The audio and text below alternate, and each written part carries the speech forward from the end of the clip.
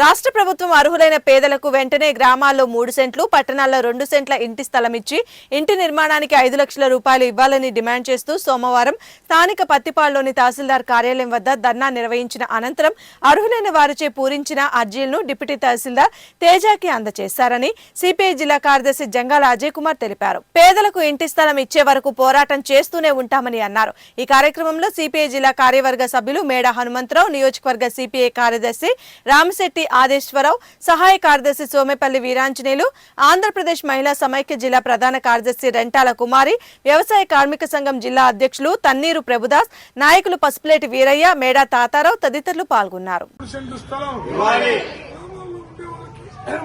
స్థలం గ్రామాల్లో ఉండే వాళ్ళకి 3 సెంట్ల స్థలం, గ్రామాల్లో ఉండే వాళ్ళకి 3 సెంట్ల స్థలం మొత్తాన్ని తీసా వీడియో. భారత కమ్యూనిస్ట్ పార్టీ, ఆంధ్రప్రదేశ్ వ్యవసాయ కార్మిక సంఘం, ఆంధ్రప్రదేశ్ మహిళా సమాఖ్యల ఆధ్వర్యంలో పత్తిపాడులో గ్రామ స్థాయిలో అర్జీల్ని పూర్తి చేసి ఈ రోజున తహసీల్దార్ కార్యాలయంలో ఇస్తా ఉన్నాం. ముఖ్యంగా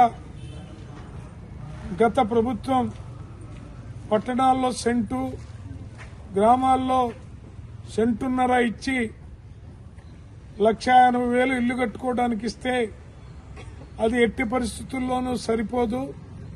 కనీసం పట్టణాల్లో 2 సెంట్లు, గ్రామాల్లో 3 సెంట్లు ఇచ్చి ఇల్లు కట్టుకోవడానికి 5 లక్షలు ఇవ్వాలని సిపిఐ ఆధ్వర్యంలో గత వైసీపీ ప్రభుత్వ హయాం నుంచి జరుగుతున్న పోరాట కార్యక్రమాన్ని చేపట్టి ఆ తర్వాత ఇచ్చేంత వరకు పేద ప్రజలకి గ్రామాల్లో 3 సెంట్లు 5 లక్షలు ఇల్లు కట్టుకోవడానికి, పట్టణాల్లో ఉండే వాళ్ళకి 2 సెంట్లు అలాగే 2 లక్షల రూపాయలు ఇల్లు కట్టుకోవడానికి, 4 లక్షలు ఇల్లు కట్టుకోవడానికి ఇచ్చే వరకు కూడా ఎంతటి పోరాటానికైనా సరే సిపిఐ సిద్ధంగా ఉంటుందని తెలియజేస్తా ఉన్నాం.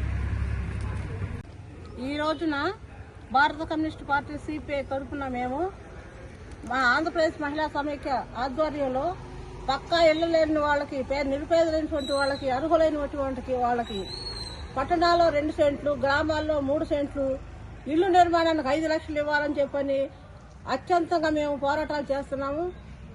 గత సంవత్సరం ప్రభుత్వంలో కూడా ఎన్నో పోరాటాలు చేస్తున్నాము.